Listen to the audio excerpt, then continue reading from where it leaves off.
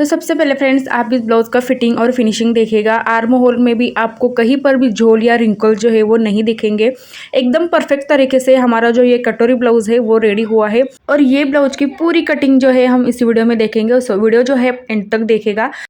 अगर आपके ब्लाउज़ में कोई भी प्रॉब्लम आती है या कटोरी आपका शेप जो है वो निकाला नहीं आता है, तो इस तरह से आप जो है वो निकाल सकते हैं। शोल्डर भी एकदम परफेक्ट तरीके से हमारे बैठते हैं। गला चाहे कितना भी आप डिप निकालो पर शोल्डर वगैरह आपके गिरते बिल्कुल भी नहीं है। तो ये देखिएगा हमारे ये बैक पार्ट जो मैंने कुछ इस तरह से बनाया है।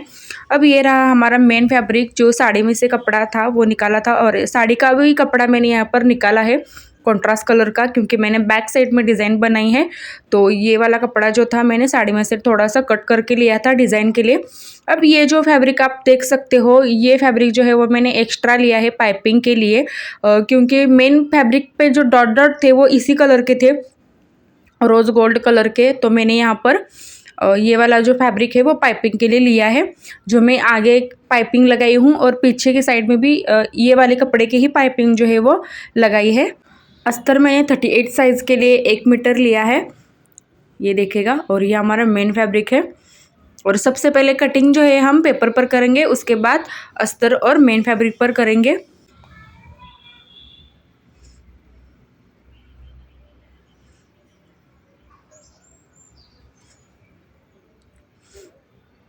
तो सबसे पहले फ्रेंड्स हमारे जो ब्लाउज़ की लंबाई है वो लेंगे 15 इंच। तो जितनी भी आपके ब्लाउज़ की लंबाई होगी उसी हिसाब से प्लस उसमें सिर्फ हमें 1 इंच ही ऐड करना होता है। अगर आपकी 12 इंच है तो आप उसमें 1 इंच ही मार्जिन ऐड करिएगा। अगर आप 38 साइज़ के लिए ही ब्लाउज़ अगर बना रहे हैं तो ये वाला जो मेजरमेंट एकदम परफेक्ट होता है। तो ये देखिएगा ब्लाउज की जो हमारी लंबाई थी वो 14 इंच थी, तो 14 + 1 इंच मैंने 15 इंच यहाँ पर ब्लाउज की लंबाई ली है। शोल्डर मैंने 5.5 इंच लिया है, और आर्म होल जो है हमें यहाँ पर लेना है 6 इंच। तो 38 साइज़ के लिए शोल्डर 5.5 और आर्म होल जो है वो 6 इंच एकदम परफेक्ट बैठता है।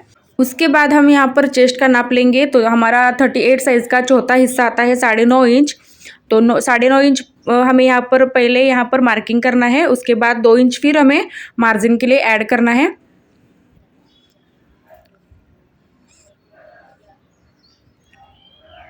अगर आप किसी भी साइज़ का बना रहे हैं तो प्लस उसमें 2 इंच मार्जिन जो है वो ऐड करिएगा, फिनिशिंग भी अच्छी आती है और अंदर की साइड से भी मार्जिन एकदम फुल रहता है।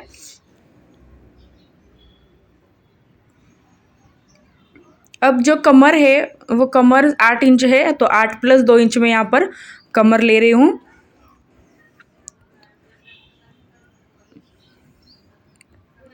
अब चेस्ट और वेस्ट जो है हम इसी हिसाब से जोड़ेंगे।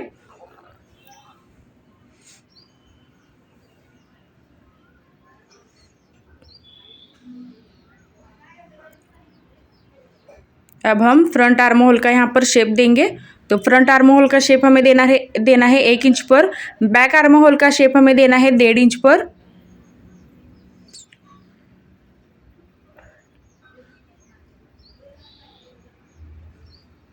तो ये देखिएगा फ्रंट आर्म होल का शेप मैंने 1 इंच पर दिया है, बैक आर्म होल का शेप हमें 1.5 इंच पर देना है, और इसी हिसाब से ही आपको शेप ड्रॉ करना है। जैसा हमने 9.5 इंच यहाँ पर प्रॉपर नाप लिया था चेस्ट का, उसी में ही हमें स्टॉप करना है हमारा जो आर्म होल का शेप होता है वो। फिर 2.25 इंच मैंने गले की चौड़ाई ली है। आगे का जो गला है मैं यहाँ पर ले रही हूँ 6.5 इंच। जितना आप डिप पहनते हो उसी हिसाब से आप ले सकते हो, 6.5 इंच या 7 इंच भी आप ले सकते हो। तो मैंने यहाँ पर जो हमारा आगे वाला जो गला था वो मैंने उसकी जो लंबाई है वो 6.5 इंच ली है। अब हमारा जो बेल्ट है वो मैं 3 और 2.5 इंच रख रही हूँ यहाँ पर। तो बेल्ट जो है वो 3 और 2.5 इंच मैंने लिया है। अब यहाँ पर हम कटोरी जो है वो 6 इंच पर लेंगे, 6 इंच पर लेंगे।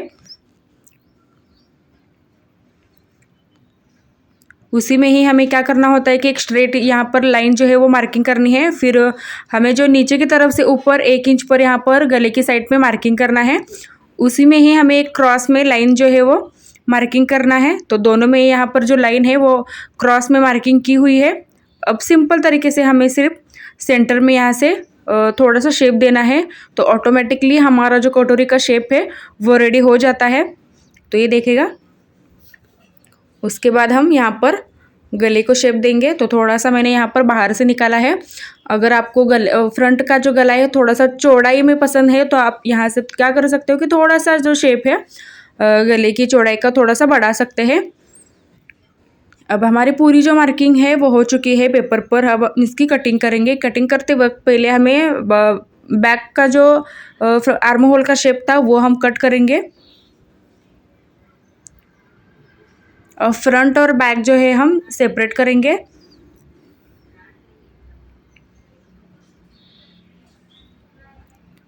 अब गले की चौड़ाई में दोनों साइड से हम कट्स लगाएंगे।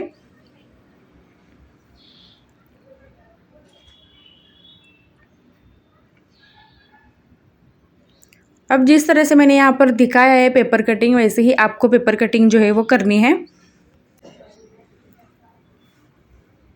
तो स्टेप बाय स्टेप हमें फ्रंट वाले जो पार्ट्स है वो कटिंग करने हैं।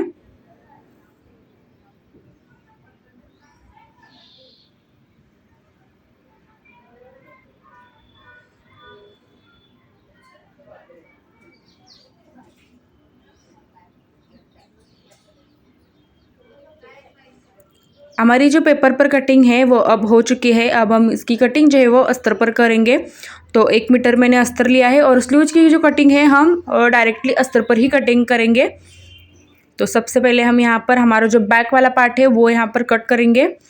तो बैक वाले पार्ट पे हमें कौन सा ही एक्स्ट्रा मार्जिन जो है वो नहीं लेना है। तो मुझे बहुत सारे कमेंट ऐसे भी आते हैं कि बैक टक्स के लिए आप मार्जिन जो है वो एक्स्ट्रा नहीं लेते हो।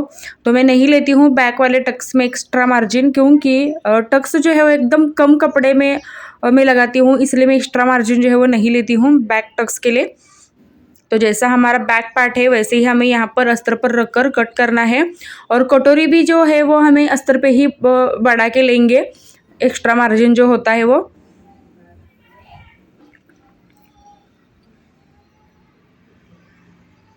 तो ये रहा हमारा ये जो बैक पार्ट हमने कट कर लिया है। उसके बाद हम यहाँ पर आर्म होल रखेंगे। तो आर्म होल भी में हमें कहीं एक्स्ट्रा मार्जिन जो है वो नहीं लेना है, जैसा पेपर है वैसे ही रखकर हमें कट करना है। सिर्फ हमें अस्तर पर कटोरी और हमारा जो बेल्ट है वो ही बढ़ाएंगे, बाकी सब जो है वो इसी तरह से रखकर हमारे जो पार्ट्स है वो कट करेंगे।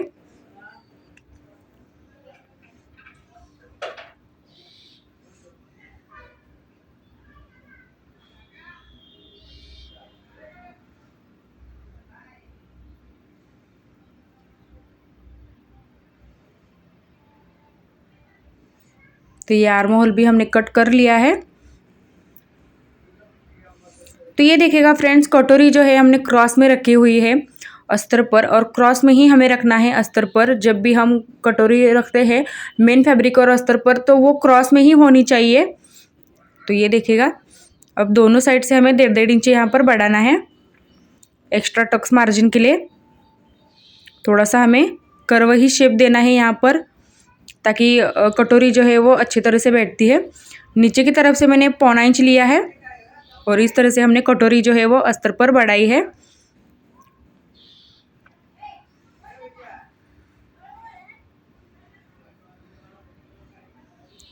तो आप यहाँ पर देख सकते हो कि ये स्ट्रेच किस तरह से हो रही है। तो हमारी जो ये कटोरी है वो पहनने के बाद भी एकदम अच्छी तरह से यहाँ पर परफेक्ट बैठेगी।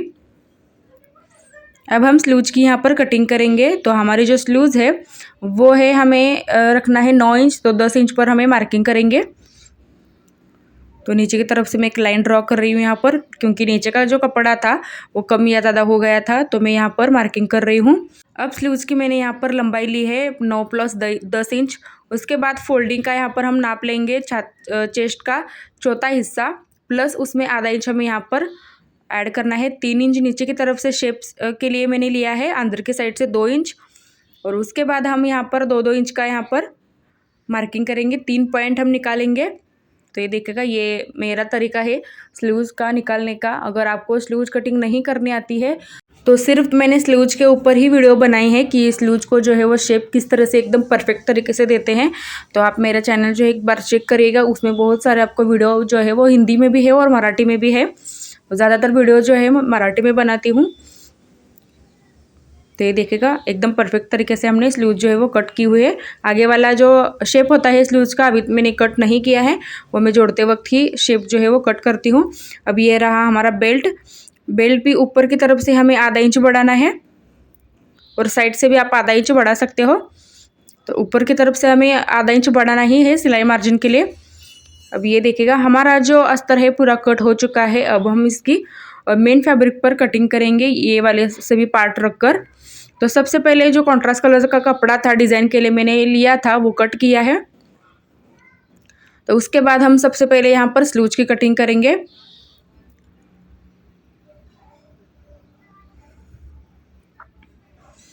तो ये देखिएगा स्लीव्स की मैंने यहाँ पर कटिंग कर ली है और इसी तरह से सारे जो हमारे पार्ट्स है वो मेन फैब्रिक पर रखकर हम कट करेंगे।